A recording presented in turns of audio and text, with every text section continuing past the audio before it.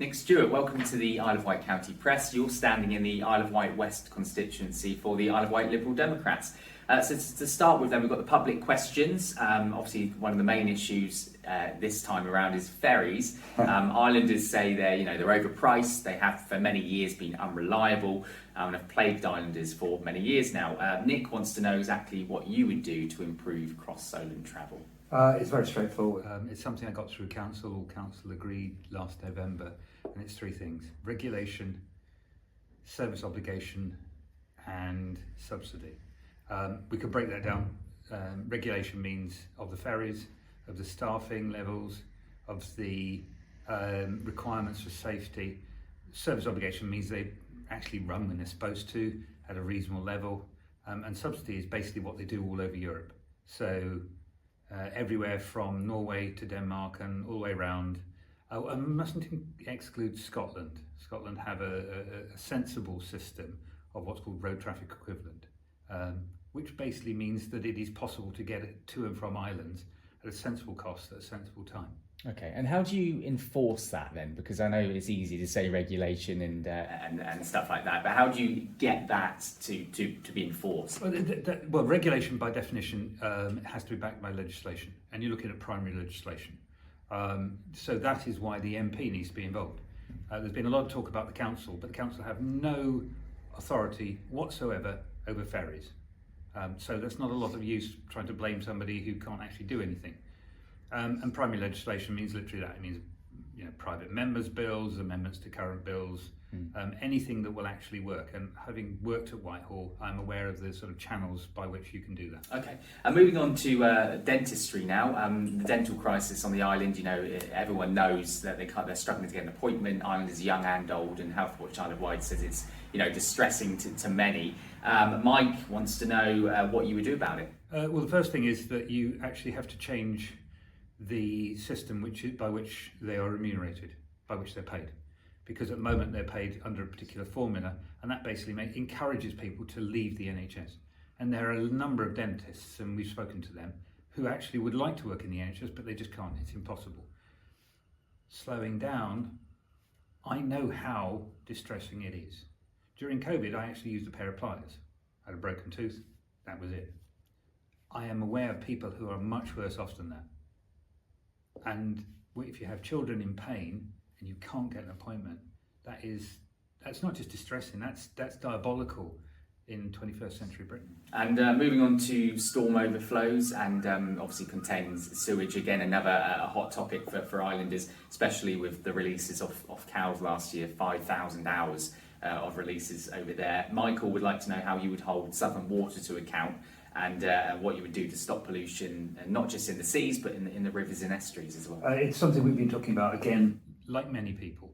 And what was distressing to some extent is the fact that the former MP basically agreed with the government, voted with the government all the way to basically let them off the hook.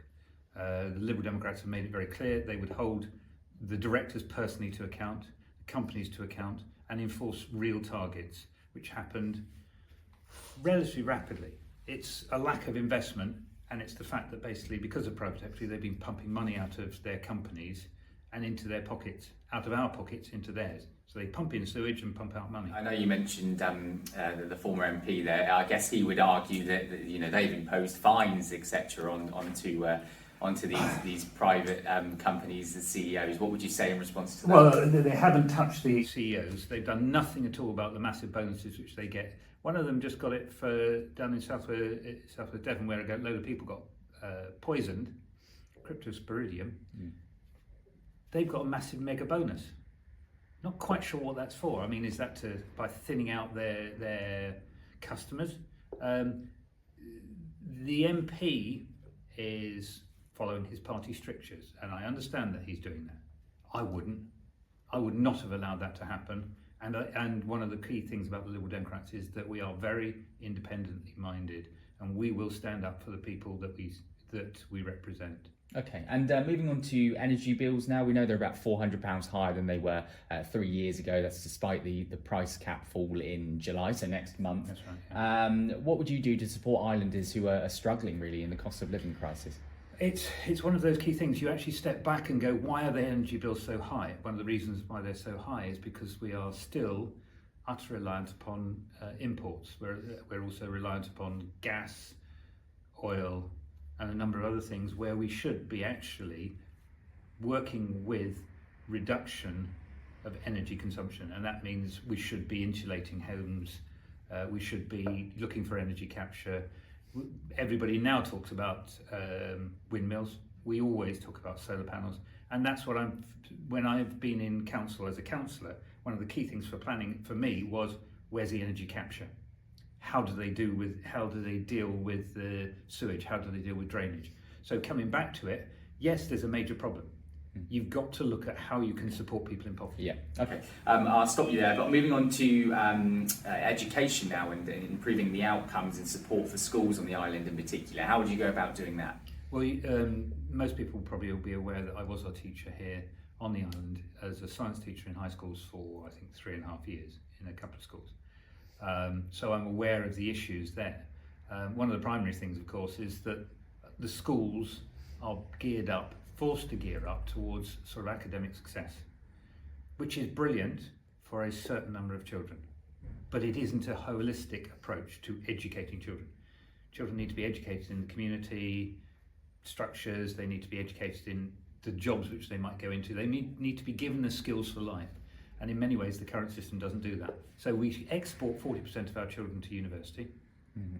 The other 60% are treated as if they're failures. And I dealt with them and I taught them. And my job, I felt half the time, was to give them the confidence and awareness to know that they could do other things. Okay, and moving on to NHS now and the hospitals, we know St Mary's struggles with the availability of beds. Struggles in the months, winter months, summer months, and of course you've got the mainland to factor in as well there. What would you do to support and improve NHS hospital care on the island? Well, the first thing is that you actually need to start again at the base. So the Liberal Democrats have got a plan to increase the number of GPs by 8,000. That's training, that's support, that's payments and the like. It's a standard line. All manifestos are now costed because they're all scared that it's going to come back on us. But the bottom line is you have to actually make sure that the NHS has people going into it.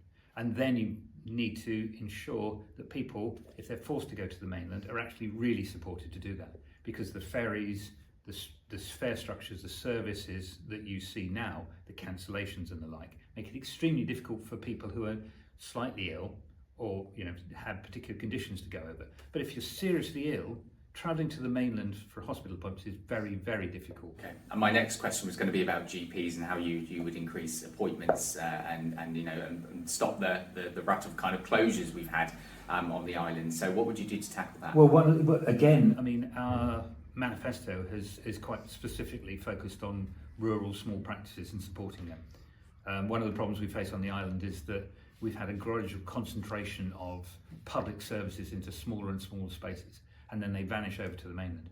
And that really isn't good for basically what is a very rural island with concentrations of population which need support. Crime, we know that ASB, stop and search, dispersal orders, Bobby's on the beat, crime levels are all kind of key policing concerns here on the island. If you were to work alongside the PCC, how would you set and achieve goals in those areas? Well, again, I mean, there are two aspects to it. One is that you need to look at the preventative possibilities. The second thing is you actually need to look at what the time that police are spending on basically what is not their job. They are the front line for mental health, for domestic problems, for theft, and for all of these things, they are tied up for enormous lengths of time because of the hollowing out of public services generally. So the first thing is to start there, and that is something which the PCC has spent less time on. But to be honest, we don't think that the Police and Crime Commissioner is a particularly sensible post. It basically uses £3 million where we used to have police boards that were perfectly adequate. If we don't trust the professionals, we shouldn't be doing it. These are one-word answers. Oh, this is hard. So would you nationalise trains, yes or no? No. Would you push to rejoin the EU? No, not immediately. Okay. Island or party first? Island. National service, yes or no? No. Energy, nuclear or alternative? I'm a professional in the area. I used to work in government One in word, innovation and science. Impossible. Just you cannot separate out.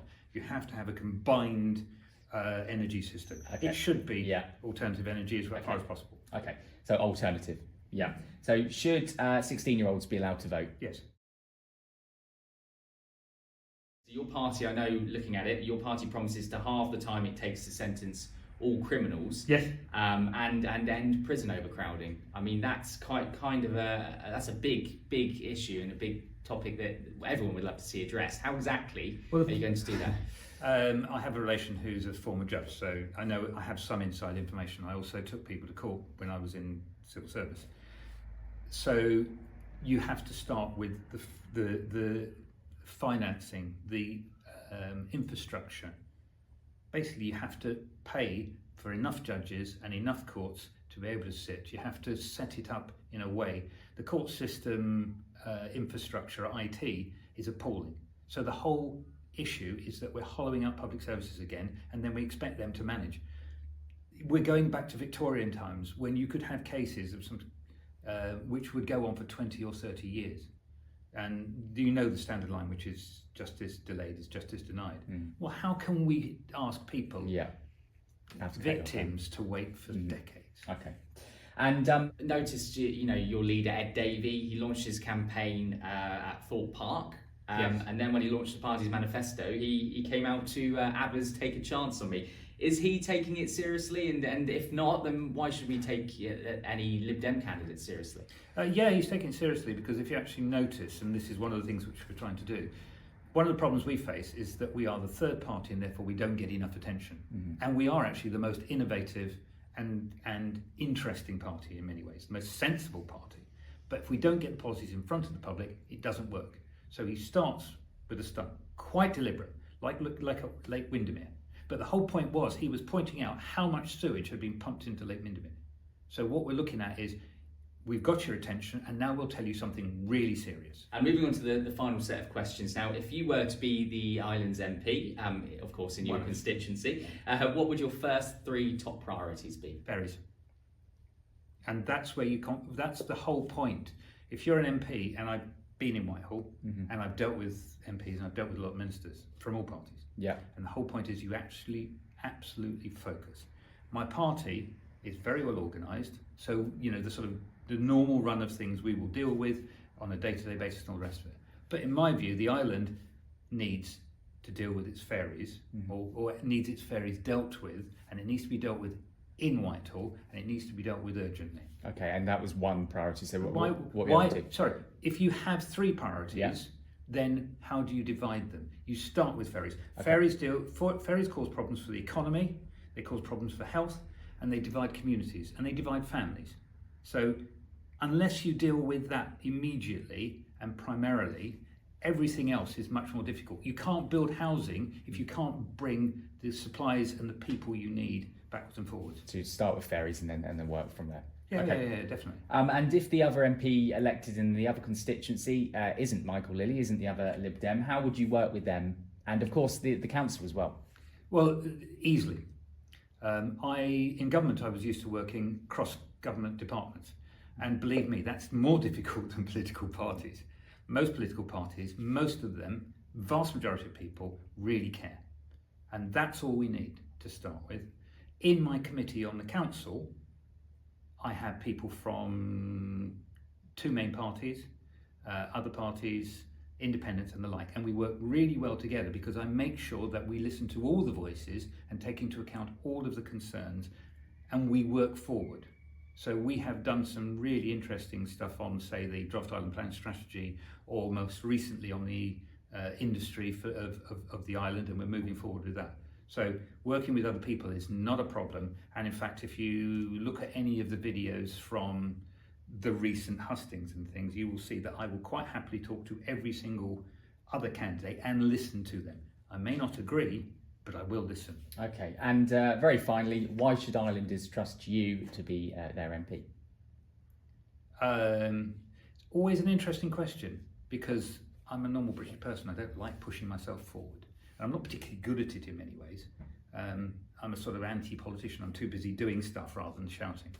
I think basically you have to look at people's records. I have a record of delivery as a councillor for in 18 months.